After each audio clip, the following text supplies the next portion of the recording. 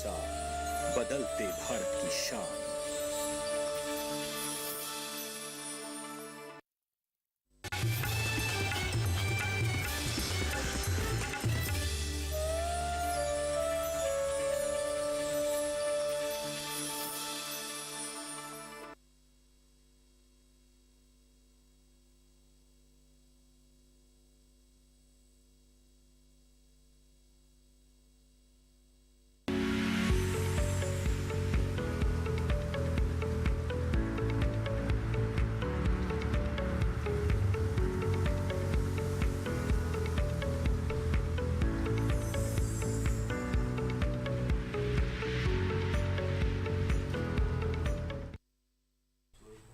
नमस्कार, आप सभी का स्वागत हेलो किसान में। मैं हूं मुकुल शर्मा। हेलो किसान कार्यक्रम में लगातार आपके लिए अलग अलग विषय लेकर हम हाजिर होते हैं और आज भी दो बेहद ही खास विषय लेकर हाजिर हुए हैं। आज के हमारे विषय क्या रहेंगे, आइए सबसे पहले इस पर हम नजर डालते हैं। आज खास तौर से आपको हम जानकारी देंगे बेलदार सब्जियों की खेती के बारे में और साथ ही बात होगी समन्वित खेती की भी। जी हाँ, किस तरीके से आप समन्वित खेती करके अच्छा लाभ ले सकते हैं। और इन दोनों विषय से संबंधित अगर आप कुछ जानकारी लेना चाहते हैं तो हमारे टोल फ्री नंबर हैं, इन पर आप हमें कॉल कर सकते हैं। नंबर हैं 1800113060, साथ ही 1800113061। इसके साथ ही आपको बता दें, आप ईमेल आईडी के ज़रिए भी अपना सवाल जो है हम तक पहुंचा सकते हैं। हमारी मेल आईडी है hellokisan2015@gmail.com। लगातार आपके जो सवाल इस पर आते हैं उनको भी अपने कार्यक्रम में शामिल करते हैं और आपके सवालों पे आज जवाब देने के लिए दो बेहद ही खास मेहमान हमारे साथ इस चर्चा में यहाँ जुड़ रहे हैं। उनका परिचय भी आपसे हम करा देते हैं। हमारे साथ स्टूडियो में मौजूद हैं डॉक्टर गोगराज सिंह जी। आप वरिष्ठ वैज्ञानिक हैं शाकीय विज्ञान संभाग के भारतीय कृषि अनुसंधान संस्थान पूसा नई दिल्ली में। बहुत बहुत स्वागत आपका। और साथ ही हमारे साथ जुड़े हैं डॉक्टर ए.एस. पवार जी। आप पूर्व निदेशक हैं भारतीय कृषि प्रणाली अनुसंधान संस्थान मेरठ उत्तर प्रदेश से। बहुत बहुत स्वागत आपका भी doctor A S. Pawar ji. Thank you. तो जैसा हमने आपको बताया कि आज पहले बात करेंगे बेलदार सब्जियों की खेती के बारे में। अभी का जो समय है इसमें हमारे किसान ज़ाहिर तौर पर अलग अलग सब्जियों की खेती करते हैं, लेकिन जब हम कहते हैं बेलदार सब्जियां, कई ऐसे विकल्प हैं जो हमारे किसानों के सामने होते हैं। मैं चाहूँगा डॉक्टर गोगराज आप पहले इस बात की जानकारी दें कि कौन कौन सी सब्जियाँ हैं जिनको बेलदार सब्जियों में हम गिन सकते हैं। देखिए, अगर हम बेलदार सब्जियों की बात करते हैं तो ये गर्मी में और बरसात के दोनों मौसम में लगाई जाती है। इनमें जो प्रमुख बेलदार सब्जियां हैं, लौकी है, करेला, खीरा, तोरई जिसमें चिकनी तोरई, धारीदार तोरई, पेठा है, कद्दू है, टिंडा है, और इसके अलावा भी कुछ ऐसी बेलदार सब्जियां हैं जो परवल, जिनकी खेती किसान भाई कर सकते हैं। इन बेलदार सब्जियों की खेती है वो किसान भाई दोनों मौसम में कर सकते हैं। और इनकी जो खेती की जो शुरुआत होती है वो 15 फरवरी से लेकर लगभग 15 मार्च तक इनकी बुआई का उपयुक्त समय होता है, जिससे कि किसान भाई अच्छी और अधिक आमदनी ले सकते हैं। बिल्कुल। तो देखिए, एक जो समय है उसका हमें ज़रूर ख्याल रखना चाहिए कि जो सही समय है उस पर खेती करें। और उसके साथ साथ कुछ अलग किस्में भी आती हैं जिनको आप बाद में भी लगा सकते हैं, लेकिन उन्हीं किस्मों का चयन किया जाए, इस बात का आपको ध्यान रखना होगा। और इसी से संबंधित और भी जानकारी आपके साथ हम यहाँ साझा करेंगे, लेकिन पहले आइए नज़र डालते हैं इस खास रिपोर्ट पर।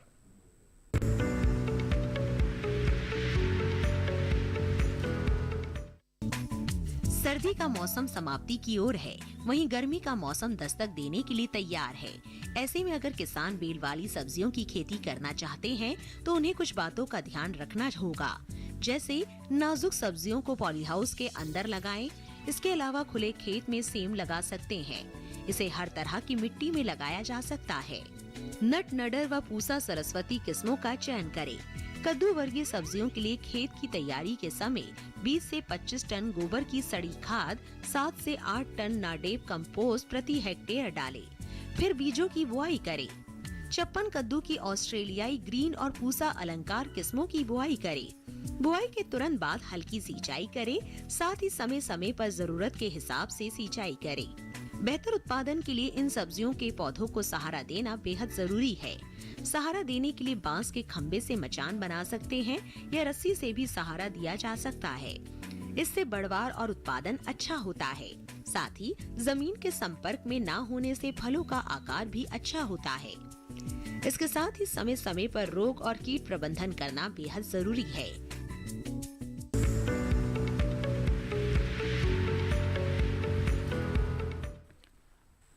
तो जाना आपने किस तरीके से जो प्रबंधन है वो ज़रूर लगातार हमें अपनाना चाहिए, जिससे हमें अच्छी उपज जो है, अच्छी पैदावार जो है इनके ज़रिए मिल सके। और साथ ही यहाँ डॉक्टर एस पवार जी आपसे भी जानना चाहेंगे, आज के समय को अगर देखा जाए तो कितना महत्वपूर्ण है कि जो किसान है समन्वित खेती के बारे में जाने, और ना सिर्फ जाने बल्कि उसके मॉडल को अपनाएं भी।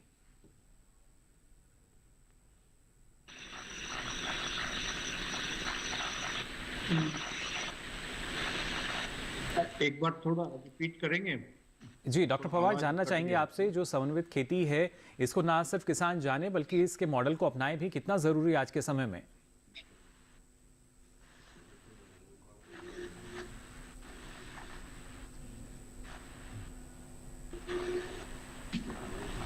दोबारा इनके साथ जुड़ने की हम कोशिश करेंगे। अभी फ़िलहाल संपर्क जो है इनके साथ हमारा नहीं हो पा रहा, आवाज़ नहीं पहुंच पा रही है। लेकिन जैसा आपको लगातार हम बता रहे हैं कि आज हम खास तौर से आपको जानकारी दे रहे हैं समन्वित खेती के बारे में। डॉक्टर एस पवार से भी हम जानकारी लेंगे, लेकिन समन्वित खेती है क्या, किस तरीके से हम कर सकते हैं, इसके बारे में जानकारी ले लेते हैं हमारी इस रिपोर्ट में।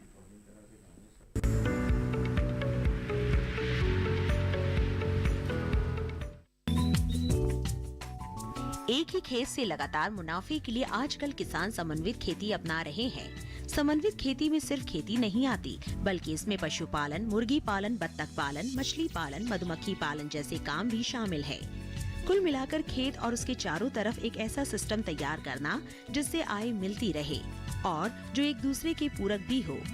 इसको ऐसे समझ सकते हैं, यदि किसी किसान ने फूलों की खेती कर रखी है तो वो सान इसके साथ मधुमक्खी पालन भी कर सकते हैं, या फिर मछली पालन के साथ साथ तालाब में बत्तख पालन, मुर्गी पालन, शुकर पालन और तालाब के आसपास केले की खेती भी कर सकते हैं। इसके अलावा फसल उत्पादन से मिलने वाले पुआल या भूसा जानवरों के आहार के साथ ही मशरूम उत्पादन में उपयोग होता है। मवेशियों के मलमूत्र और कृषि से मिलने वाले अवशेष, पुआल, घास फूस व अन्य अपशिष्ट पदार्थ का उपयोग केंचुआ खाद बनाने में किया जा सकता है, जिसका प्रयोग करके फसल उत्पादन की लागत में कमी लाई जा सकती है और मृदा उत्पादकता को बढ़ाया जा सकता है। इस तकनीक को बढ़ावा देने के लिए कृषि मेलों में ऐसे मॉडल का प्रदर्शन किया जाता है, जिससे किसान इसे समझकर एक ही समय में कई तरह से आय अर्जित कर सके।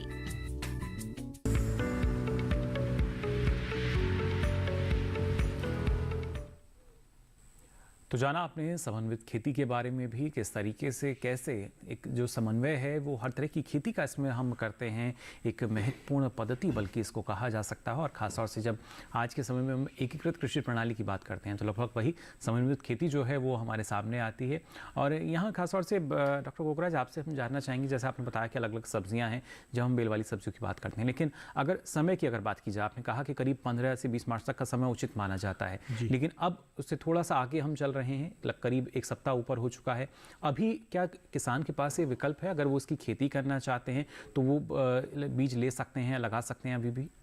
देखिए, वैसे जो हमने बात की थी कि बेलदार सब्जियों की जो खेती का समय होता है वो 15 फरवरी से 15 मार्च तक उपयुक्त होता है, अगर जब हम खेती अगर खुले खेत में इसके बीज लगाकर करते हैं तो।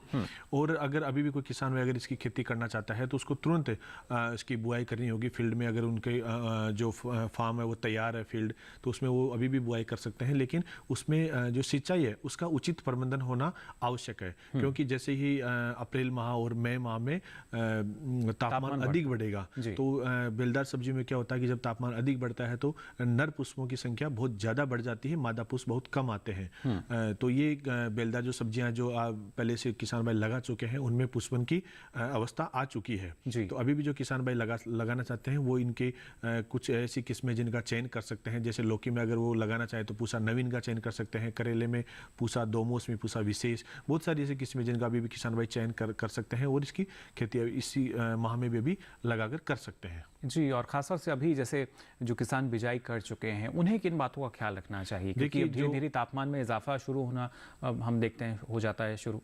देखिए, जिन किसान भाइयों ने अभी इसकी खेती कर चुके हैं, बीजों की बुआई कर चुके हैं और फसल बढ़वार की अवस्था में, तो उनको सबसे पहले ध्यान रखने वाली बात यह है कि अगर उन्होंने मचान सिस्टम पर वो अगर खेती करना चाहते हैं तो पौधों को उनको बांधकर ऊपर चढ़ाएं, बेलों को मचान के ऊपर चढ़ाएं और जो सिंचाई है उसका प्रबंधन भी समय समय पर करते रहें, क्योंकि गर्मी का मौसम है और बेल वाली सब्जियों को सिंचाई लगभग 3 से 4 दिन के अंतराल पर गर्मियों के मौसम में करना बेहद ही जरूरी होता है। और अभी फसल बढ़वार की तरफ है तो जो खरपतवार नियंत्रण है वो भी अति आवश्यक है, क्योंकि शुरुआती तौर पर जो खरपतवार होते हैं वो हमारी जो मुख्य फसल होती है उसके साथ में बहुत सारे जैसे न्यूट्रिएंट्स हैं, जो पोषक तत्व हैं, और भी कुछ ऐसी आपस में उनसे प्रतियोगिता करते हैं जिससे कि हमारी मुख्य फसल की जो उपज होती है उसको कम कर देते हैं। तो खरपतवार नियंत्रण भी बहुत जरूरी है। तो देखिए, जो मुख्य फसल से खरपतवार जो हैं वो प्रतिस्पर्धा करते हैं और उसकी वजह से हमारी लागत भी बढ़ती है, और अक्सर हम देखते हैं जो मुख्य फसल है शायद उसकी ऊंचाई जो है उतनी नजर ना आए जितनी खरपतवार की हमें नजर आती है, क्योंकि सारे जो पोषक तत्व हैं वो खरपतवार ग्रहण कर लेता है। लेकिन यहाँ अगर हम आज के समय में डॉक्टर गोगराज बात करते हैं कि उन्नत तकनीकी का इस्तेमाल किया जाने लगा है बेलदार सब्जियों की खेती के लिए भी, शुरुआत की अवस्था में अगर हम बात करें तो क्या इसकी भी जो पौध है वो किसान बाकायदा नर्सरी में तैयार कर सकते हैं? जी, देखिए, जो बेलदार सब्जियां होती हैं उनकी हम बात करते हैं कि खुले खेत में 15 फरवरी का माह होता है, जब तापमान बढ़ने लगता है, ठंड कम हो जाती है, तो हम उसकी सीधी बिजाई कर देते हैं। लेकिन आजकल जो हमारे पास कुछ ऐसी तकनीकी है, जैसे हम किसान भाई एक छोटा पॉली हाउस तैयार कर सकते हैं, उसमें उसकी पहले से ही पौध तैयार कर लें। पौध तैयार करने के लिए उनको लगभग 15 जनवरी के लगभग पौध तैयार कर लें, जिससे कि वो 20 से 25 दिन में वो पौध तैयार हो जाती है, और वो 10 से 15 फरवरी के लगभग उसको मुख्य खेत में उसकी रोपाई कर दें। तो पौध तैयार करने के लिए हमें एक छोटे पॉली हाउस का, झोपड़ी के आकार का एक छोटा पॉली हाउस किसान भाई बना सकते हैं, जो कि साधारण बांस की जो लकड़ी और डंठल है उनका प्रयोग करके, और उसमें जो प्लग ट्रे होती है हमारी आजकल जो कि बहुत प्रचलित है, जिनमें हम मर्दा रहित जो माध्यम होता है जिसमें कोकोपीट, वर्मिकुलाइट और परलाइट, ये तीनों को मिलाकर 3:1:1 3 बार कोकोपीट का, 1 वर्मिकुलाइट का, 1 परलाइट का, उनको अच्छी प्रकार से उनका मिश्रण बना के उनको ट्रे में भर के उनकी हम अच्छी प्रकार से पौध तैयार कर लेते हैं, जिससे कि हमारी जो बेलदार सब्जियों की जो खेती है वो 1 महीने पहले ली जा सकती है, जिससे कि किसान भाइयों को मार्च के माह में बाजार में भेजकर जो बेलदार सब्जियां होती है उनसे अच्छी आमदनी ले सकते हैं, और उनका जो रेट है वो अधिक मिलेगा। जी, तो देखिए किस तरीके से आपका मुनाफा जो है वो यहाँ बढ़ सकता है, क्योंकि आमतौर पर बेमौसमी सब्जियां जिन्हें पहले किसान कहते थे, यानी समय से पहले अगर आपकी जो उपज है, जो उत्पाद है बाजार में पहुंच जाता है तो जाहिर तौर पर अच्छा भाव उसका आपको मिल सकता है। लेकिन इसके साथ साथ ये भी ज़रूरी कि कैसे आप एक ही खेत से क्या अलग अलग सब्जियां ले सकते हैं, अलग अलग फसलें ले सकते हैं, एक तरह का एकीकृत मॉडल जो है वो हम कैसे इसकी शुरुआत कर सकते हैं। इस बारे में डॉक्टर एस पवार आपसे मैं जानकारी लेना चाहूँगा कि क्योंकि समन्वित खेती की अगर बात की जाए तो जाहिर तौर पर एक एकीकृत कृषि प्रणाली जो है वो हमें नज़र आती है, लेकिन इसकी शुरुआत की अगर बात की जाए, कैसे एक किसान इसकी शुरुआत बेहतर ढंग से कर सकता है? क्योंकि आमतौर पर किसान को ये लगता है कि जो उसकी पारंपरिक फसल है सिर्फ उसी का ही उत्पादन अच्छा है, बाकी की शुरुआत उनको लगता है कि शायद नहीं हो पाएगी। सबसे पहले तो मैं सभी से क्षमा चाहूंगा, किसी कारण से सही से संपर्क नहीं हो सका था। और जहां तक समन्वित कृषि प्रणाली का प्रश्न है, ये हर किसान इसको आसानी से कर सकता है। आज डॉक्टर गोगराज सिंह आए हैं जो सब्जी विज्ञान के स्पेशलिस्ट हैं, और सब्जी ही और पशुपालन दो ऐसे इसके घटक हैं समन्वित कृषि प्रणाली के, जो इसको टिकाऊपन भी देते हैं और किसान की आमदनी को भी बढ़ाते हैं जी। और इसके साथ साथ उसके खाद्य और पोषण की जितनी भी सुरक्षा है वो खेत के स्तर पर ही पूरी की जा सकती है। तो इसको करने के लिए उस क्षेत्र में प्रचलित क्या क्या सोशियो इकोनॉमिक प्रेफरेंसेस है उनको ध्यान में दिया जाता है। जैसे अब अगर हम उत्तर भारत की बात करें तो यहाँ डेयरी प्रणाली एक बहुत ही अच्छा व्यवसाय है जी। और इसके साथ साथ सब्जियों को हम अगर समन्वित करते हैं और उसी के साथ साथ मछली पालन करते हैं तो इन तीनों घटकों का समन्वय अपने आप में किसान की आय को दुगना नहीं 4 से 5 गुना बढ़ा देगा जी। यानी कई गुना साथ साथ सब्जियों के साथ साथ फल वृक्षों का समावेश करना जी हमारी जो कृषि की विधाएं है इसको एक नया आयाम प्रदान करेगा जी। और आजकल तो आप देख रहे होंगे कि विदेशों में भी हमारे फलों की बहुत मांग है जी। तो कृषि प्रणाली के अंतर्गत एफपीओ बनाकर हम समूहों में उत्पादन करें और उसका प्रसंस्करण करके विदेशों में इसका निर्यात करें तो आमदनी को और भी अधिक बढ़ाया जा सकता है। सकता है। बिल्कुल, आपने देखिए परंतु खेत से छोटे और बाजार तक मझोले का किसान पूरा जो एक दृश्य है वो यहाँ हमारे सामने उसकी जानकारी दी कि कैसे हमारी उपज जो है वो अच्छी आ सकती है और कैसे एफपीओ बना के उसको बाजार तक हम पहुँचा सकते हैं बेहतर तरीके से। फिलहाल यहाँ एक दर्शक हमारे साथ जुड़े हैं, विपिन जी हमारे साथ जुड़े हैं सागर मध्य प्रदेश से। बहुत बहुत स्वागत आपका विपिन जी, क्या जानकारी लेना चाह रहे हैं? जी सर नमस्कार। सर मेरा जी, सवाल नमस्कार। ये था कि बेलदार फसलों में हम ककड़ी लगाना चाहते हैं क्योंकि ककड़ी की मांग गर्मियों में ज्यादातर रहती है। जी। तो उचित समय निकल तो नहीं गया है या फिर अभी भी लगा सकते हैं कि ताकि गर्मियों में ककड़ी हम उसका मतलब बेच सकें, और किस्म कौन सी होनी चाहिए? चलिए, बिल्कुल ककड़ी ये लगाना चाह रहे हैं और जानना चाह रहे हैं कि अभी समय है या नहीं इसके लिए।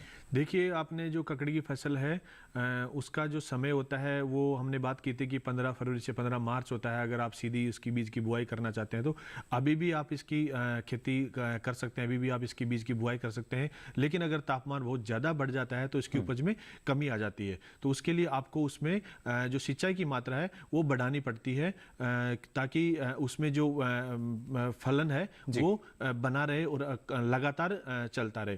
तो अगर आप इसकी खेती करना चाहते हैं तो उसकी कुछ किस्में हैं जो हमारे संस्थान ने विकसित की है, जिसमें हमारे जो भारतीय बागवानी अनुसंधान संस्थान है उसकी किस्म है अर्का शीतल, उसका आप चयन कर सकते हैं। और आप इसकी बहुत ज़्यादा किस्में अभी उपलब्ध नहीं है, तो आप इस जो नज़दीकी आपके कृषि विश्वविद्यालय है वहाँ से भी संपर्क कर सकते हैं कि इसकी कुछ और उन्नत किस्में उपलब्ध हो, तो वो भी आप इसकी खेती के लिए ले सकते हैं। बिल्कुल, देखिए ये काफ़ी महत्वपूर्ण, क्योंकि आज के समय में जो किस्में हैं क्षेत्र विशेष के आधार पर भी विकसित की जा रही हैं।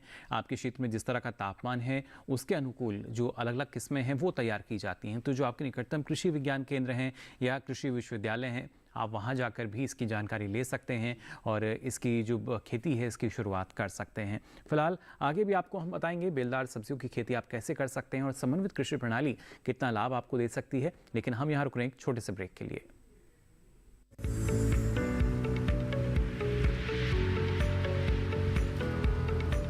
अरे भाई, सुना नहीं क्या? केसीसी ने किसानों का जिंदगी बदल दिया है। देश के छोटे किसान 1,60,000 रुपए तक का कर्ज बिना किसी गारंटी को ले पाएंगे। ब्याज खोरों से भी पीछा छुटा। मैं तो जैविक खेती का पूरा सामान मंगा लिया, केसीसी का भी कोई दबाव नहीं है। ब्याज चुकाने के लिए पूरा 1 साल मिलता है। समय पर भुगतान करने पर केवल 4% के सालाना ब्याज पे लोन मिल गया मुझे। अपना आधार कार्ड, लेटेस्ट फोटो और जमीन के कागजात लेके अप्लाई करो बस। और नामांकन भरने के लिए जेब भी ढीली नहीं करनी पड़ी।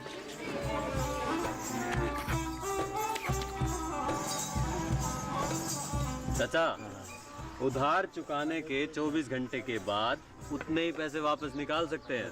केसीसी ने किसानों की जिंदगी वाकई बदल दी है। तो आप भी किसान क्रेडिट कार्ड अपनाएं और सहजता से ऋण पाएं।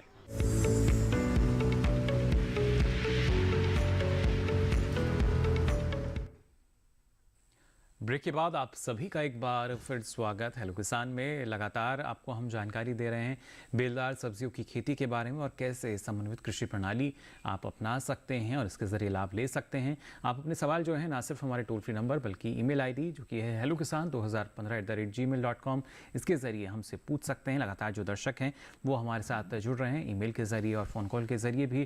फिलहाल एक और दर्शक हमारे साथ जुड़े हैं हिमाचल प्रदेश से, चुन्नी लाल जी हमारे साथ जुड़े हैं। बहुत बहुत स्वागत आपका। क्या जानकारी लेना चाह रहे हैं? जनाब नमस्कार जी। नमस्कार जी, मैं मत्स्य पालन का ये चाहता हूँ, जानकारी चाहता हूँ जी। मछली पालन के बारे में आप जानना चाह रहे हैं? हाँ जी, हाँ जी जी। आप चाहते हैं उसको अपनी कृषि के साथ आप कर सकें? हाँ जी। जो अलग अलग फसलें लेते हैं उनके साथ आप करना चाह रहे हैं मछली पालन? चुन्नी लाल जी हमारे साथ जुड़े हैं फिलहाल हिमाचल प्रदेश से। डॉक्टर एस पवार, आपसे मैं जानना चाहूँगा, क्योंकि जो किसान है उनको यही लगता है कि अलग अलग ना हो जाए, लेकिन मछली पालन की अगर बात की जाए, कैसे एक किसान जो है वो अपनी खेती के साथ कर सकता है और उसका क्या लाभ उनको मिलेगा समन्वित खेती में?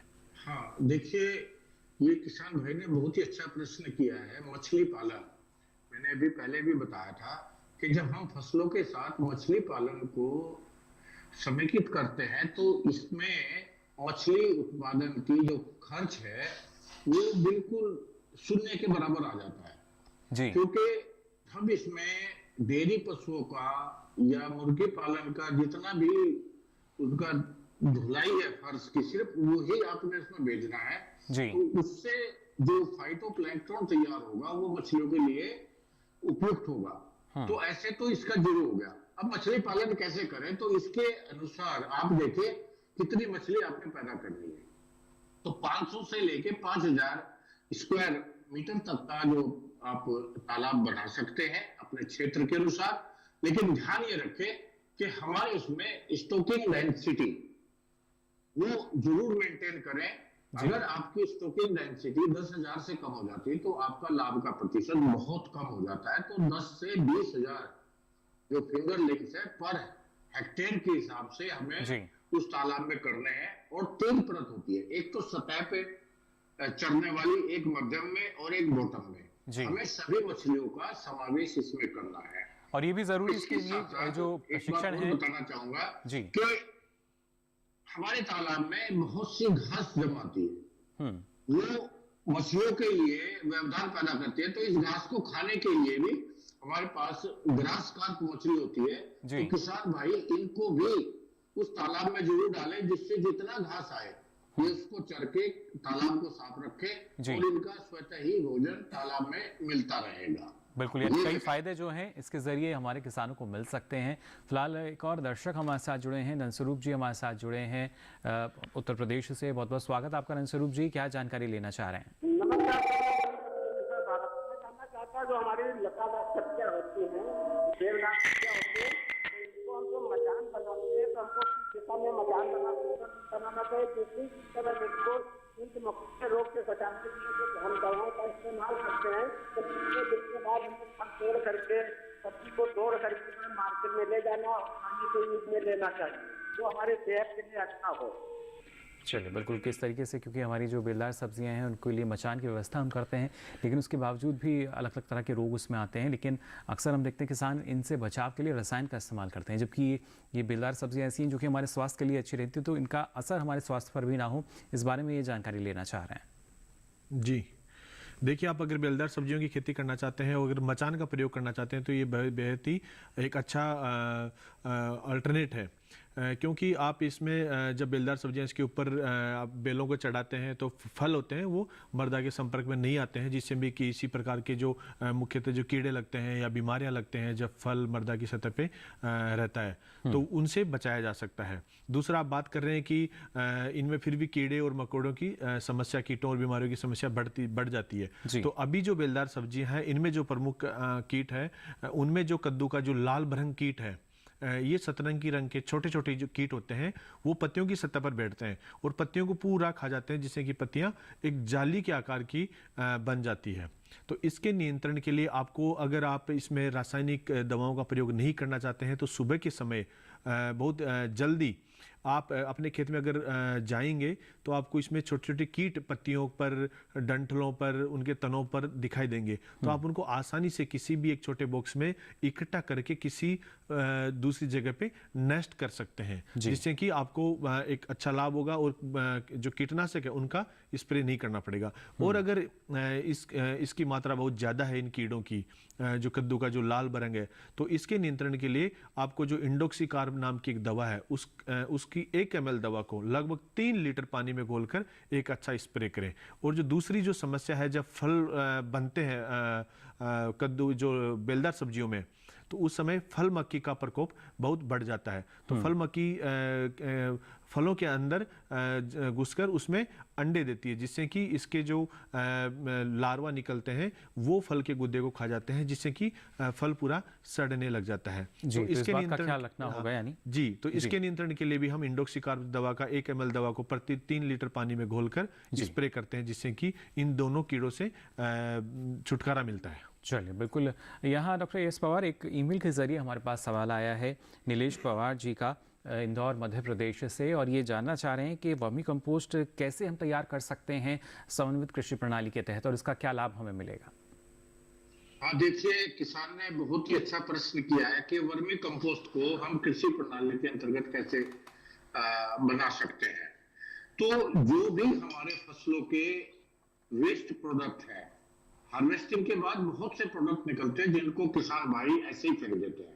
तो मेरा सुझाव रहेगा उनको एक गड्ढा बनाकर उसमें वो सुनिश्चित करें कि सारे वेस्ट प्रोडक्ट वहीं डाले जाए और उसमें आप थोड़ा सा गोबर नीचे डालें, थोड़ा ऊपर डालें और बीच में जो है ये आप 5x1 का जो गड्ढा बना हुआ है उसमें आप 1 किलो सिर्फ केचुए के जो है वहां उसमें डालें और उसको गीले कपड़े से ढक दें और ये प्रक्रिया आप 15 दिन बाद एक बार फिर दोहराएं।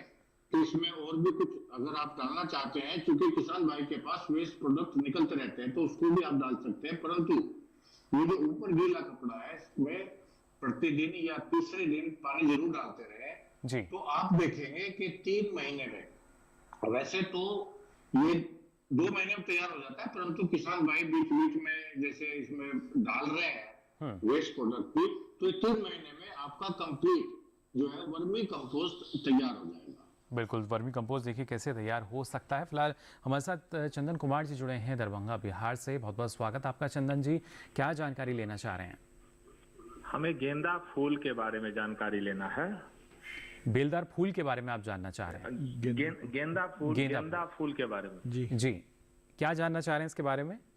सर हम जानना चाह रहे हैं जी उसे कब लगावे जो मार्केट में उसका अच्छा मूल्य मिल पाए और उसका खेती करने का टेक्निकल ज्ञान हम कहाँ से प्राप्त कर सकते हैं? चलिए, बिल्कुल बेहद ज़रूरी, क्योंकि गेंदे फूल की अगर बात की जाए तो उसकी मांग वर्ष भर बनी रहती है। क्या जानकारी आप देना चाहेंगे? देखिए चंदन कुमार जी, अगर आप गेंदा की खेती करना चाहते हैं तो आप बहुत सारे हमारे ICR के जो संस्थान है, जिसमें भारतीय कृषि अनुसंधान संस्थान नई दिल्ली है, उसका जो पुष्प विज्ञान संभाग है, वहाँ आप संपर्क कर सकते हैं कि इसकी उन्नत खेती किस प्रकार से कर सकते हैं। तो मैं आपको बताना चाहूँगा कि जो गेंदा है उसकी हमारी 2 किस्में हैं, पूसा बसंती गेंदा और पूसा नारंगी गेंदा। ये जो दोनों गेंदे की किस्म है, एक नारंगी रंग का होता है और एक जो हमारे सामान्यतः जो गेंदा होता है, गेंदे का फूल होता है, उसके रंग का होता है। इन दोनों किस्मों का आप चयन कर सकते हैं और इसका जो पहले पौध तैयार की जाती है गेंदे की, तो गेंदे की पौध तैयार करने के लिए लगभग इसका 1 से 1.5 किलो बीज प्रति हेक्टेयर के हिसाब से इसका चयन किया जाता है। तो आप इन दोनों किस्मों में से किसी भी किस्म का आप चयन कर सकते हैं, दोनों किस्में लगा सकते हैं और इसके लिए जो सामान्यतः बलुई दोमट मृदा है उसमें इसकी खेती कर सकते हैं, जिसका pH मान लगभग 6 से 7 के मध्य होता है। और इसकी जो पौध तैयारी है वो हम फरवरी और मार्च के माह में करते हैं और इस समय भी इसकी हम रोपाई करते हैं और जुलाई और अगस्त के माह में भी इसकी रोपाई करते हैं। जी, तो दोनों ऐसा फूल जो कि साल भर हम देखते हैं बाजार में उपलब्ध रहता है, तो उसकी खेती आप बिल्कुल कर सकते हैं। एक सवाल हमारे पास आया डॉक्टर गोगरा जी ईमेल के जरिए, भुजबल राजपूत जी का, झांसी उत्तर प्रदेश से। ये जानना चाह रहे हैं कि खीरा और करेला की कौन सी अच्छी किस्म है जो कि झांसी क्षेत्र के लिए अच्छी रहेंगी? देखिए, अगर झांसी क्षेत्र की बात करते हैं तो आप इसमें पूसा बरखा है हमारी और पूसा उदय है। अगर आप खुले खेत में इसकी खेती करना चाहते हैं तो इन दोनों किस्मों का चयन कर सकते हैं। और अगर आप संरक्षित कृषि में इसकी खेती करना चाहते हैं तो पूसा पार्थेनोकार्पिक खीरा 6 है, जो बीज रहित खीरा है। ये एक अच्छी और अधिक उपज देने वाली किस्म है, जिसके पहली तुड़ाई लगभग 40 से 45 दिनों में हो जाती है।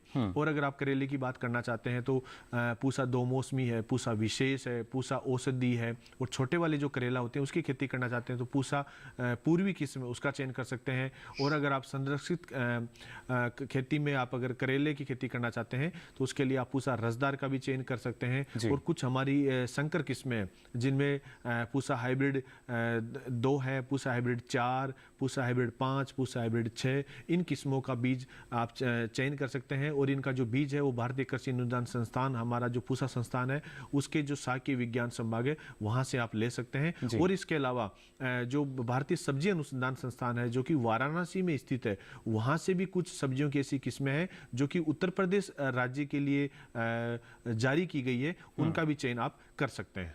जी बिल्कुल, तो देखिए किस तरीके से आप इनका चयन कर सकते हैं। साथ ही यहाँ डॉक्टर पवार आपसे भी जानना चाहेंगे, जैसे आपने कहा कि बहुत ज़्यादा जटिल नहीं है अगर किसान इनको करना चाहते हैं, लेकिन किस तरीके का जो एक समन्वय है वो हमें रखना चाहिए? जैसे दलहनी फसलों का समावेश उसमें हम ज़्यादा करें या हमारी जो सब्जी फसलें हैं उनको शामिल किया जाए, कैसे इसका जो समन्वय है वो सुनिश्चित करना चाहिए? देखिए, जब हम कोई भी कृषि प्रणाली का शुभारंभ करते हैं जी, तो उसमें फसलों का चयन और उनका जो प्रणाली में उनका उपयोग ये बहुत आवश्यक होता है।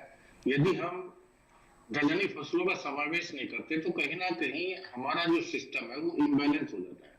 तो किसान भाई से मेरी सलाह रहेगी कि वो जो धान्य फसल है इनके बाद दलहनी फसल जरूर लगाए। और फसलों के चुनाव में ये भी ध्यान रखें कि जैसे अभी एक किसान भाई ने गेंदे की फसल के बारे में पूछा था, इसको जरूर प्रयोग में लाए। गेंदे की फसल का सबसे अच्छा जो फायदा है कि आपको इसके फूल बिक्री से आमदनी तो हो रही है, इसके साथ साथ जिस क्षेत्र में ये लगा हुआ है उस क्षेत्र उस खेत में जो है नेमेटोड नहीं मिलेंगे आपको जी। तो आपकी फसल जो है जो भी उसमें खड़ी है वो बहुत अच्छी वृद्धि प्राप्त करेगी और उसमें अच्छा उत्पादन मिलेगा जी। तो दलहनी फसलों के साथ साथ दूसरी फसलों का भी हम चुनाव करें। और सब्जियां भी दलहनी बहुत है हमारे पास, जैसे लोबिया है, गुआर है, इनका भी प्रयोग हम करें। जहाँ पानी की कमी है वहाँ गुआर बहुत अच्छी हमारी फसल के रूप में उभर के आ रही है। और समावेश जो है हमें इस आधार पर भी करना चाहिए किस तरह की रूप में भी अपनाया गया। बिल्कुल डॉक्टर पवार, आपके पास हम लौट कर आएंगे। फिलहाल एक दर्शक हमारे साथ जुड़े हैं, मनीष जी हमारे साथ जुड़े हैं फोन लाइन पर हरदा मध्य प्रदेश से। बहुत बहुत स्वागत आपका। क्या जानकारी लेना चाह रहे हैं मनीष जी? जी जी मनीष जी क्या जानना चाह रहे हैं? सर पहले तो आपसे नमस्कार सर। नमस्कार जी नमस्कार सर जी, हमारे यहाँ मछली उत्पादन जानकारी चाहिए जी। सर हमारे पास 6 एकड़ जमीन है जी जी, तो उसमें हमको तालाब आप जानना चाह रहे हैं उसमें जो तालाब का निर्माण करा सकते हैं या नहीं? हाँ चलिए बिल्कुल, ये उसमें किस तरीके से देखिए डॉक्टर पवार हरदा से मनीष जी हमारे साथ जुड़े हैं और आमतौर पे जो किसान ये भी जानकारी लेना चाहते हैं कि जिस तरीके की भूमि उनके पास है, क्योंकि आमतौर पे पारंपरिक फसलें उसमें लेते हैं, लेकिन जब हम समन्वित कृषि प्रणाली की तरफ आगे बढ़ेंगे तो उसमें हमें तालाब की आवश्यकता रहेगी। तालाब किस तरीके से बनवाया जाए, किन बातों का ख्याल रखें और इसके लिए क्या कुछ आर्थिक मदद जो है वो सरकार द्वारा दी जाती है? मेरा चुनाव बहुत बड़ी बात है। आपने तालाब बना लिया, वो सारा जो है पानी सिपेज होके नीचे जाता रहेगा तो वो आपको आर्थिक हानि पहुंचने वाली बात है, या तो फिर वो पक्का बनाया जाए। लेकिन किसान के पास जो भी जमीन उपलब्ध है उसको तो उसी में बनाना है, उसी हिसाब से उसका जो है उनको रेखांकन करा के बनाना पड़ेगा। तो इसमें सीपेज लॉस कम करने के लिए पशुओं को भी हम छोड़ देते हैं, उसका गोबर भी डाल देते हैं ट्रैम्पलिंग करा के।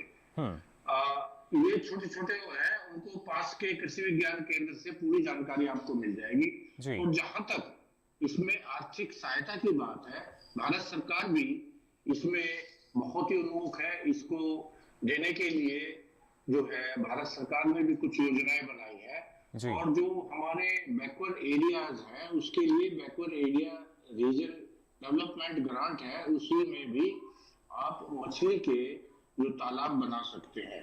लेकिन ये बैकवर्ड एरिया के लिए ही है, दूसरे एरिया के लिए जो भारत सरकार की दूसरी योजनाएं हैं उसमें बिल्कुल, यानी अलग अलग क्षेत्रों में जो अलग अलग योजनाएं हैं वो लगातार चलाई जा रही हैं और खासतौर से अलग अलग राज्य सरकारों की भी योजनाएं हैं जिनका लाभ आपको मिल सकता है। आवश्यकता है तो सिर्फ जानकारी लेने की, और हेलो किसान के माध्यम से लगातार जो जानकारी आपको हम देते हैं, जानकारी का सिलसिला आगे भी जारी रहेगा। लेकिन हम यहाँ रुक रहे हैं एक छोटे से ब्रेक के लिए।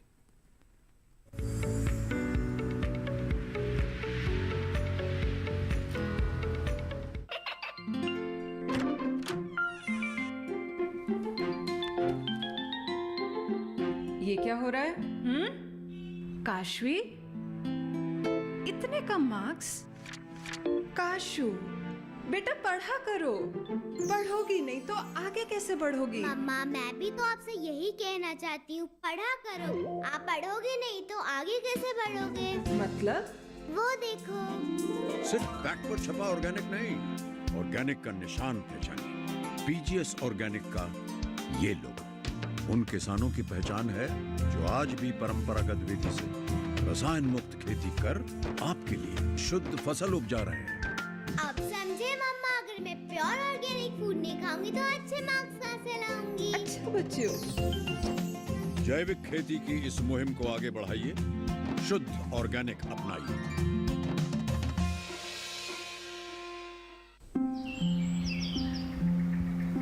अरे क्या कर रहा है? इधर इधर इधर, हम बोल रहे हैं तेरे बीजू का। पुतला बोल रहा है? हाँ, पक्षियों से तो हम खेत को बचा लेते हैं, पर इन घातक रसायनों से कैसे बचाएं? मतलब? देख बेटा, तू जो ये अंधाधुंध रसायन मिलाता है ना, मिट्टी की सेहत बिगड़ने लगी है। और जब माटी ही कमजोर पड़ जाएगी तो उपज कैसे सेहतमंद होगी? अरे पहले ऐसा नहीं था। पूछना अपने बड़े बुजुर्गों से, कैसे फसल लहलहाती थी, शुद्धता झलकती थी। हाँ, माटी भी तंदुरुस्त और लोग भी। अरे पहली वाली बात कहाँ? पर अब तो सब यही डाले हैं। सब नहीं, आज भी लाखों जागरूक किसान परंपरागत विधि से फसल उगा रहे हैं। खर्चा कम और उपज की कीमत भी बेहतर पा रहे हैं। ठीक है भाई, मैं भी आज से जैविक खेती शुरू करूंगा। माटी से प्रेम की परंपरा है परंपरागत खेती।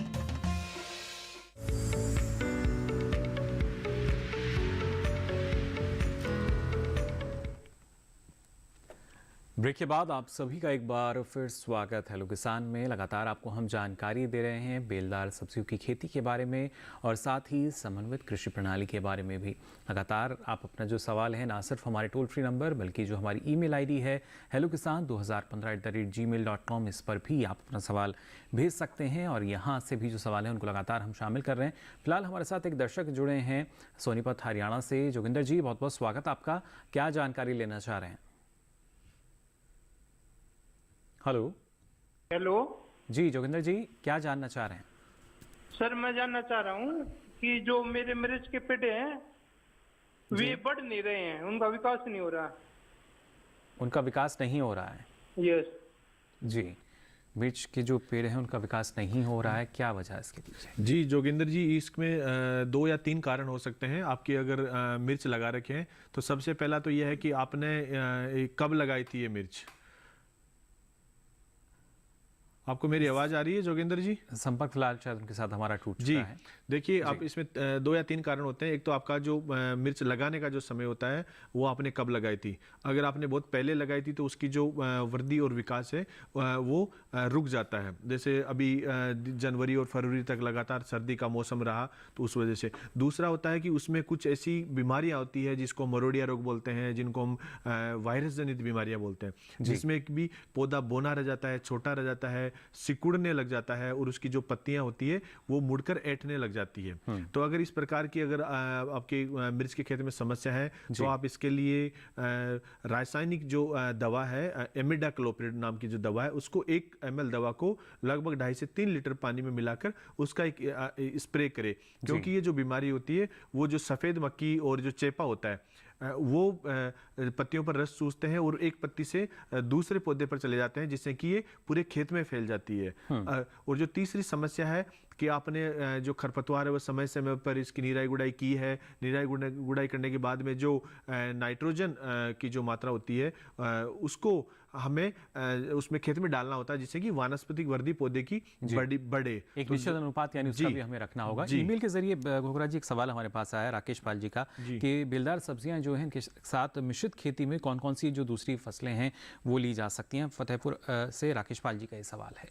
देखिए, अगर आप बेलदार सब्जियों के साथ में अगर मिश्रित खेती करना चाहते हैं तो अभी जो उपयुक्त समय है वो बेलदार सब्जियों का है। और अगर इनको आप मचान सिस्टम पे या इनको अगर बेलों को चढ़ाकर खेती करना चाहते हैं तो आप इनकी बेलों के मध्य जो पत्तेदार सब्जियां हैं जिनमें हमारी पालक की एक किस्म है पुस आल ग्रीन, वो ले सकते हैं, अभी उपयुक्त समय है। उसके अलावा आप जो चौलाई की फसल है वो भी ले सकते हैं। लेकिन अगर बेलदार सब्जियों को अगर जमीनी की सतह पर अगर बेल को फैलने दिया जाता है तो उसमें ये संभव नहीं होता है कि आप उसमें मिश्रित खेती किसी दूसरी सब्जी की कर सकते हैं। जी बिल्कुल, देखिए किस तरह से संभावना है, लेकिन ज़रूरी यही कि पूरी जानकारी आप लें और उसके बाद ही जो अलग अलग जो हमारी फसलें हैं उनकी खेती आप एक साथ कर सकते हैं मिश्रित रूप से। फिलहाल एक दर्शक हमारे साथ जुड़े हैं बुलंदशहर उत्तर प्रदेश से। बहुत बहुत स्वागत आपका मनोज जी, क्या जानकारी लेना चाह रहे हैं? हेलो। हाँ जी, मैं ये पूछना चाहता हूँ कि अगर मशरूम की खेती करें और इसके लिए लोन लें तो इस पर अनुदान कितने प्रतिशत मिलेगा? कितना मिल सकता है? देखिए, जो अनुदान का विषय है, आर्थिक मदद जो है अलग अलग राज्यों पर भी निर्भर करती है, लेकिन क्या सामान्य तौर पर हम मशरूम की खेती कर सकते हैं? इस बारे में डॉक्टर पवार कुछ जानकारी आप देना चाहेंगी? जो किसान पारंपरिक फसलों से हटके मशरूम की खेती करना चाहते हैं उनके लिए किस तरह के अवसर अभी हैं, कितना महत्वपूर्ण उनके लिए? मैं जानकारी दे नहीं पाऊंगा अभी जी, लेकिन मैं ये बताना चाहूंगा कि जो किसान भाई मशरूम की खेती करना चाह रहे हैं कि आप इसका प्रॉपर ट्रेनिंग लीजिए। आईसीआर का एक मशरूम का ही संस्थान है जो सोलन हिमाचल प्रदेश में स्थित है, शिमला से पहले है ये जी। यहाँ आपको 2 दिन से लेकर 15 दिन तक की आपको प्रशिक्षण दिया जाएगा और उसमें सभी प्रकार की जो मशरूम है उनको उगाने की और उनके प्रसंस्करण तथा उनकी बिक्री की जी कैसे कैसे व्यवस्था होनी चाहिए पूर्ण विषय में आपको उसकी जानकारी दी जाएगी। तो मेरा तो सुझाव रहेगा कि आप सर्वप्रथम इसमें प्रशिक्षण लीजिए। इसके साथ साथ दूसरे संस्थान भी जो है मशरूम के ऊपर प्रशिक्षण देते रहते हैं और गाइडेंस देते रहते हैं। इसमें आपका निकटवर्ती जो कृषि विज्ञान केंद्र है वहां भी हो सकता है मशरूम के एक वैज्ञानिक हो, विशेषज्ञ हो, उनसे आप सलाह ले सकते हैं। जी बिल्कुल, वरना जैसे आपने सलाह दी कि जो डायरेक्टर हॉर्टिकल्चर है जी वो इस स्कीम के बारे में बताएंगे कि मशरूम के ऊपर कितना अनुदान आपके क्षेत्र में मिल सकता है। जी बिल्कुल, तो देखिए ये काफ़ी महत्वपूर्ण है। जो अलग एक संस्थान है मशरूम खुम के लिए सोलन में स्थित है, वहाँ से आप ये जानकारी ले सकते हैं। और जो आपने जानकारी लेना चाह रहे थे कि अनुदान कितना मिलेगा, क्योंकि अगर आप एक बार प्रशिक्षण ले लेते हैं, ट्रेनिंग ले लेते हैं, उसके बाद आपको सर्टिफिकेट दिया जाता है और फिर काफ़ी आसानी हो जाती है, सिर्फ ना अनुदान के लिए बल्कि ऋण भी अगर आप लेना चाहते हैं और व्यावसायिक स्तर पर अगर इसकी खेती आप करना चाहते हैं। तो यहाँ डॉक्टर कुकराज एक सवाल हमारे पास आया है अरुण कुमार जी का। ये जानना चाह रहे हैं कि 10 कद्दू के पौधे इन्होंने लगाए थे जिसमें जो फूल है वो सूखकर गिर जाता है, क्या किया जाए? देखिए, हम बेलदार जब सब्जियों की बात करते हैं और हम अपने जो छोटे एरिया में लगाते हैं, जैसे हम बात करते हैं, कभी किसानों के बहुत प्रश्न आते हैं कि हमने बेलदार सब्जियां लगाई है, 2 पौधे 5 10 पौधे कुछ, तो उसमें क्या होता है, परागण की एक समस्या होती है। क्योंकि जब हमारे बेलदार सब्जियों की खेती एक बड़े स्तर पर की जाती है, जब 1 हेक्टेयर या आधा हेक्टेयर एकड़ में कुछ, तो उसमें परागण के लिए जो मधुमक्खियाँ होती है वो आसानी से उसका विजिट करती है। लेकिन जब पौधों की संख्या कम होती है तो उसमें जो परागण होता है वो नहीं हो पाता है। तो इनको मैं एक सलाह दूंगा कि आप कद्दू में अगर ये समस्या है तो सुबह के समय लगभग 7 बजे आप इसमें 2 प्रकार के फूल होते हैं, एक मादा फूल होता है, एक नर फूल होता है। तो नर फूल से उसके जो ऊपर की जो पत्तियां होती है जिसको हम पेटल्स बोलते हैं, उनको हटाने के बाद में आप अगर उसको अंगुली पे टच करेंगे तो आपको उसको पीले ऑरेंज रंग के पोलन्स दिखाई देंगे। वो आप जो मादा पुष्प है उस पर डालिए और उसको छोड़ दीजिए, फिर उसमें फलन की समस्या आएगी और फूल है वो सूखेंगे नहीं और अच्छा फल बनेगा। ये एक समस्या होती है जब हम पौधे कम लगाते हैं। इसी प्रकार ये समस्या लौकी में भी देखने को मिलती है कि बहुत किसान भाई कम स्तर पर जब कुछ पौधे लगाते हैं अपने घरेलू उपयोग के लिए, तो ये समस्या आती है कि उसमें परागण नहीं हो पाता है। तो ये परागण से संबंधित समस्या है। चलिए बिल्कुल, देखिए इस पर आपको ध्यान देना होगा कि परागण की समस्या है। फिलहाल एक और दर्शक हमारे साथ जुड़े हैं, संदीप जी हमारे साथ जुड़े हैं हरदा मध्य प्रदेश से। बहुत बहुत स्वागत आपका, क्या जानकारी लेना चाह रहे हैं? सर, ये नर्सरी के लिए जो 3 चीजें बताई हैं अभी, कोकोपीट, परलाइट वगैरह जी, उसके साथ में और कुछ भी वो नर्सरी के मिश्रण में मिलाना है क्या? कुछ फंगिसाइड दवा या कुछ और भी डालना है क्या? देखिए शुरुआत में किस तरह की सावधानी रखें जब पौध हम तैयार करते हैं? जी देखिए, आप अगर नर्सरी इसकी पहले तैयार करना चाहते हैं तो हमने पहले बात की थी कि इसमें 3 प्रकार का मीडिया होता है, कोकोपीट, वर्मीकुलाइट और परलाइट। कोकोपीट 3 भाग, 1 भाग वर्मीकुलाइट, 1 भाग परलाइट ले, उसको अच्छी प्रकार से इसका मिक्स करके फिर ट्रे में भर लें।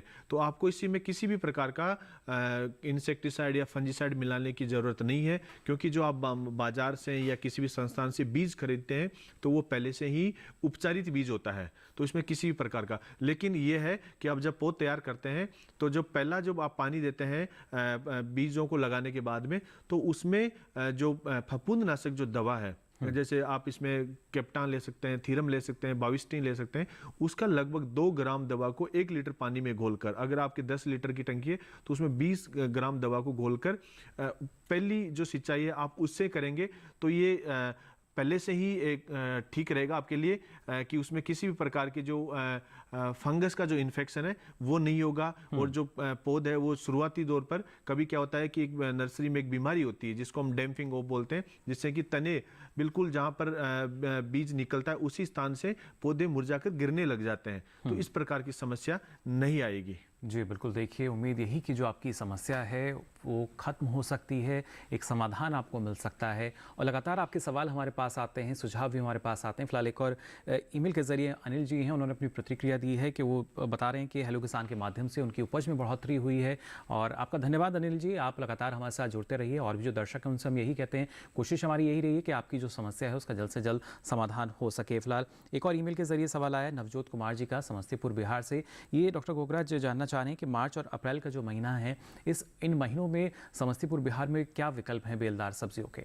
देखिए, बेलदार सब्जियों की अगर आप बिहार की बात करें तो आप इसमें लौकी भी ले सकते हैं, करेला ले सकते हैं, खीरा भी लगा सकते हैं। लेकिन खीरा में जब अगर मार्च के बाद में अगर अप्रैल में लेंगे तो तापमान बढ़ जाता है, तो उसमें पुष्पन की समस्या होती है। तो इसके लिए आप पेठा ले सकते हैं और कद्दू ले सकते हैं, चप्पन कद्दू ले सकते हैं, टिंडा ले सकते हैं। बहुत सारी बेलदार सब्जियां हैं जिनकी खेती आप कर सकते हैं। और आप जो आसपास के जो भी कृषि विश्वविद्यालय हो, कृषि विज्ञान केंद्र हो, वहाँ से भी संपर्क कर सकते हैं कि एक उन्नत किस्म का बीज आपको मिल सके। बिल्कुल। तो देखिए, इसके लिए ज़रूरी यही कि जो आपके निकटतम कृषि विज्ञान केंद्र हैं, कृषि विश्वविद्यालय हैं, वहाँ भी आप लगातार जाएं। अलग अलग समय पे जो संगोष्ठियाँ हैं उनका आयोजन किया जाता है, कृषि मेले लगाए जाते हैं, जिससे हमारे जो किसान हैं और ज़्यादा जागरूक हो सकें। और आपको जागरूक करने के लिए, जानकारी देने के लिए हेलो किसान भी एक ऐसी माध्यम, दूरदर्शन किसान का। फिलहाल हम यहाँ रुक रहे हैं एक छोटे से ब्रेक के लिए। ब्रेक से लौटेंगे तो आपको बताएंगे और कितना लाभ आपको मिल सकता है बेलदार सब्जियों से और समन्वित कृषि प्रणाली से। आप बने रहिए दूरदर्शन किसान पर।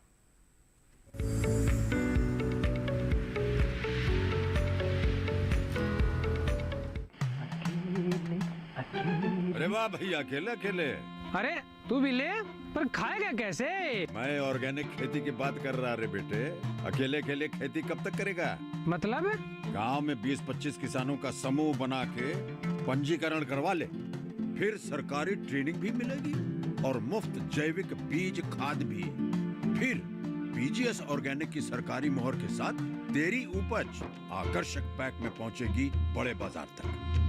अच्छा? हाँ। अरे भाई, कहाँ चल दिया? सबको साथ लाने, आमदनी बढ़ाने। तो किसान भाई समझ गए ना? साथ मिलकर ऑर्गेनिक खेती कीजिए, अपनी परंपरा को आगे बढ़ाइए, ज्यादा मुनाफा कमाइए। माटी से प्रेम की परंपरा है परंपरागत खेती।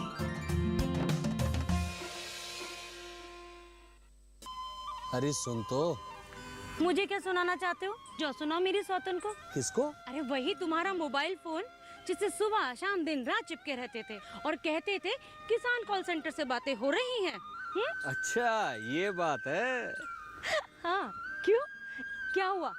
अब बात नहीं होती क्या? अब तो झट से बात हो जाती है। ऐसा क्या? हाँ, अब तो ज्यादा लाइनें और खास तकनीक के कारण खेती के माहिरों से तुरंत बात हो जाती है। और अगर कभी लाइन व्यस्त हो तो अपनी समस्या फोन पर रिकॉर्ड करा दो, वहाँ से फोन आ जाता है और समस्या की हल का मैसेज भी आ जाता है। ये देखो, आ गया। अरे वाह, इसका मतलब इंतजार की घड़ी अब खत्म। हाँ।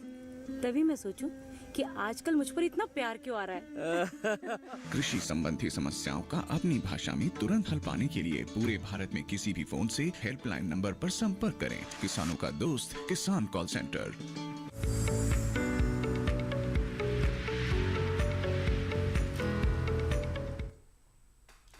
ब्रेक के बाद आप सभी का एक बार फिर स्वागत। हेलो किसान में लगातार आपको हम जानकारी दे रहे हैं बेलदार सब्जियों की खेती और समन्वित कृषि प्रणाली को लेकर।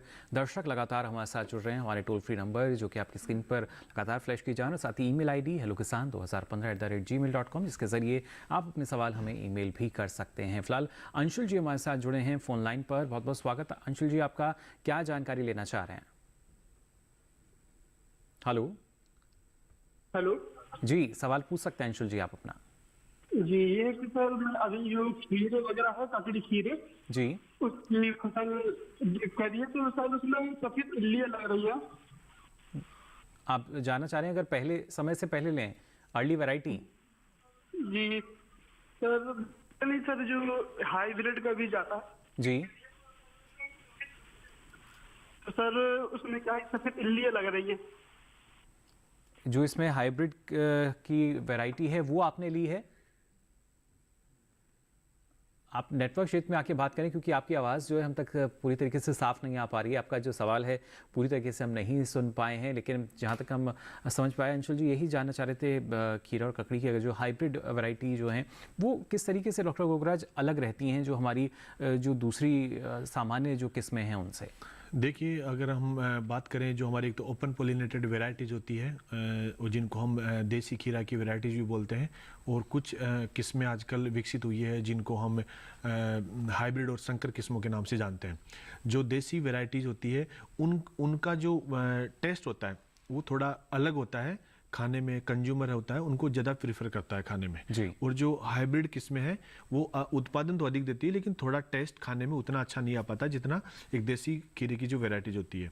लेकिन जो हाइब्रिड जो किस्में होती हैं उनका उत्पादन अधिक होता है और वो जो फलन है वो जल्दी देती है। जैसे देसी जो किस्में होती है वो लगभग 55 से 60 दिन में उसकी पहली तुड़ाई की जाती है, और जो संकर किस्में होती है जो कि गाइनोसिस आधारित आजकल जो किस्में आ रही है खीरे की और करेले की, वो लगभग 45 से 50 दिन में, लगभग कुछ ऐसी किस्में जो 40 से 50 दिन में भी फलन देती है, और उनके जो फल होते हैं उनकी लंबाई और उनकी जो चौड़ाई और वो एक बिल्कुल अच्छा आकार लिए होती है। जो संकर किस्में होती है यूनिफॉर्म होती है और अधिक उत्पादन देती है किसानों को, और जल्दी उत्पादन देती है। और उनको हम कुछ किस्में ऐसे होती है जो कि विभिन्न प्रकार के जो जैविक और अजैविक कारक हैं जिनमें कीट और बीमारी है उनके प्रति भी रोग रोधी किस्में होती है। जी बिल्कुल। तो देखिए किस तरीके से जो किस्में हैं इनका चयन इसलिए ही ज़रूरी बताया जाता है क्योंकि हर एक किस्म जो है उसकी एक विशेषता रहती है और उस विशेषता के ज़रिए ही आपको फ़ायदा आने वाले समय में मिल पाता है। यहाँ डॉक्टर एस पवार, आपसे भी हम जानना चाहेंगे क्योंकि जब भी हम समन्वित कृषि प्रणाली मॉडल की बात करते हैं तो ना सिर्फ हमारी अलग अलग फसलों की बात की जाए या उस मछली पालन हम कर रहे हैं, साथ ही मुर्गी पालन, बत्तख पालन हम कर रहे हैं और उसके बाद उस पानी के ज़रिए सिंचाई भी हम करते हैं। आज के समय में जो किसान जागरूक हो चले हैं वो कोशिश भी यही करते हैं कि इस पूरे मॉडल को अपनाया जा सके, लेकिन इसके लिए ट्रेनिंग की अगर हम बात करें, क्या इसके लिए ट्रेनिंग की आवश्यकता है कि किसान पहले जाने कि आखिर समन्वित कृषि मॉडल जो है वो क्या है और इसमें किस तरह की कोई आर्थिक मदद भी किसान को मिलती है? देखिए, अभी तक तो भारत सरकार में कृषि प्रणाली को लेकर कोई मदद का प्रावधान नहीं था। जो कृषि प्रणाली के कंपोनेंट या घटक थे उनको मिलता था, जैसे डेयरी में अलग मिल जाता है, पशुपालन के दूसरे जो है जैसे मुर्गी पालन उसमें अलग से मिल जाता है। लेकिन हम पिछले 4 साल से इसमें कार्यरत थे तो भारत सरकार ने भी इसको एक्सेप्ट किया है। तो नाबार्ड के थ्रू हमने ये कृषि प्रणाली का मॉडल प्रस्तुत कर दिए हैं और नाबार्ड उनको मूल्यांकन कर रहा है। इसके साथ ही बहुत ही जल्दी ये नीतिगत फैसला सरकार लेगी कि किसानों को कृषि प्रणाली में भी अनुदान मिले जी। और जहां तक बात आती है कि घटकों की बात है, घटक किसान अपने ही चॉइस के आधार पर करे, उनका उन्नत जो है उपयोग वो हम बताएंगे। प्रशिक्षण के लिए भारतीय कृषि प्रणाली अनुसंधान संस्थान जो मौदीपुरम मेरठ में स्थित है, हम इसके प्रशिक्षण देते रहते हैं। इसके साथ साथ कृषि विश्वविद्यालयों में भी इस संस्थान के जो है अनुसंधान केंद्र बने हुए हैं, वहां पर भी हमारे पास विशेषज्ञ हैं। हर प्रदेश में इसके विशेषज्ञ हैं और उनके द्वारा भी हम किसान भाइयों को प्रशिक्षण दिलवाते हैं। और एक हमारा कंपोनेंट है कि हम किसानों के सहयोग से किसानों के खेतों पर ही कृषि प्रणाली का विकास करते हैं। तो उसमें भी किसान भाई बढ़ चढ़ कर हिस्सा ले रहे हैं और किसान अपने पास के कृषि विश्वविद्यालय में देखें कि इस प्रकार का अगर कार्यक्रम उनके पास है तो वो उसमें अपना नामांकन कराएं तो हमारे वैज्ञानिक जाएंगे और उनके साथ भी कृषि प्रणालियों का विकास करेंगे, उन्हीं के खेतों पर करेंगे, जिसको देखकर दूसरे किसान भी लाभान्वित होंगे और उनको प्रेरणा मिलेगी, जिससे कि उनका लाभ भी बढ़ेगा और कृषि प्रणाली का विस्तार दूसरे किसान भाइयों के पास भी पहुंचेगा। बिल्कुल, ज़ाहिर तौर पर जैसा आपने कहा कि ये जो एक प्रणाली है ऐसी नहीं कि सिर्फ संस्थान तक सीमित हुए मॉडल, बल्कि बाकायदा किसानों के खेत पे जाके लगातार बनाए जा रहे हैं, उनका निर्माण किया जा रहा है और उसका फ़ायदा अलग अलग क्षेत्रों में हमारे किसानों को मिल रहा है। इस बारे में डॉक्टर एस पवार जी, आपने आज इतनी महत्वपूर्ण जानकारी हमारे दर्शकों के साथ साझा की, इसके लिए आपका बहुत बहुत आभार। धन्यवाद। तो जाना आपने कैसे समन्वित कृषि प्रणाली का जो मॉडल है कितना लाभकारी हो सकता है आज के समय में। और खासतौर से डॉक्टर गोगरा जी, आपसे भी हम जानना चाहेंगे, जो हमारे किसान हैं बेलदार सब्जियों की खेती ना सिर्फ खुले खेत में बल्कि संरक्षित रूप से भी करते हैं, लेकिन ऐसे में कितने दिन में जो हमारी फसल है वो तैयार हो जाती है और शुरुआती अवस्था में जो कि अभी का समय चल रहा है इसमें कोई और ऐसी विशेष सावधानी जो उनको रखनी हो सिंचाई के अलावा? देखिए, अगर हम संरक्षित खेती की बात करें तो उसमें बेलदार सब्जियों में मुख्यतः जो खीरा है उसकी खेती लाभदायक रहती है। और आजकल जो खरबूज है जिसमें शारदा मेलन है वो और करेला, जिसमें हमारे पूसा संस्थान ने किस्म विकसित किए पूसा रसदार, उनकी खेती की जा रही है जी। तो संरक्षित खेती के लिए किसी भी प्रकार की संरचना हो, चाहे वो नेट हाउस हो, पॉली हाउस हो, नेचुरली वेंटिलेटेड पॉली हाउस हो, हाईटेक ग्रीन हाउस हो, किसी प्रकार की संरचना हो, लेकिन मौसम के हिसाब से उसका चयन करना चाहिए। अगर हम गर्मी के मौसम में अगर बेलदार सब्जियों की खेती लगाना चाहते हैं, अप्रैल से शुरू करना चाहते हैं और जुलाई तक, तो हमें हाईटेक ग्रीन हाउस जिसमें कि कूलिंग पैड लगे हुए हो, जिसमें कि टेम्परेचर आसानी से मेंटेन किया जा सके, ऐसी प्रकार की संरचनाओं का प्रयोग करना चाहिए। और अगर हम अभी खुले खेत की खेती बात करें बेलदार सब्जियों की, तो अभी यही है कि समय समय पर सिंचाई करें और जो नाइट्रोजन की जो मात्रा होती है वो आधी मात्रा खेत की तैयारी के समय डाली जाती है और जो आधी मात्रा से बच जाती है तो इसमें लगभग 80 किलोग्राम नाइट्रोजन डाला जाता है। 40 किलोग्राम जो नाइट्रोजन होता है उसको 2 भागों में बांटकर लगभग 25 से 30 दिन के बाद में, और दूसरी जो होती है वो 45 दिन बाद में खड़ी फसल में उसको छिटक कर डाला जाता है और उसके तुरंत बाद में उसकी निराई गुड़ाई की जाती है और उसमें सिंचाई की जाती है, जिससे कि पौधों की बढ़वार अच्छी हो और उसमें खरपतवारों का प्रकोप भी कम हो सके। तो इन कुछ विशेष बातों का ध्यान रखना सावधानी है जो हमें अपनानी होंगी अच्छी उपज के लिए। फिलहाल डॉक्टर गोगरा सिंह जी, आपने इतनी महत्वपूर्ण जानकारी हमारे दर्शकों को दी, इसके लिए आपका भी बहुत बहुत धन्यवाद जी। तो जाना आपने किस तरीके से बेलदार सब्जियों की खेती आप कर सकते हैं और अच्छी उपज ले सकते हैं।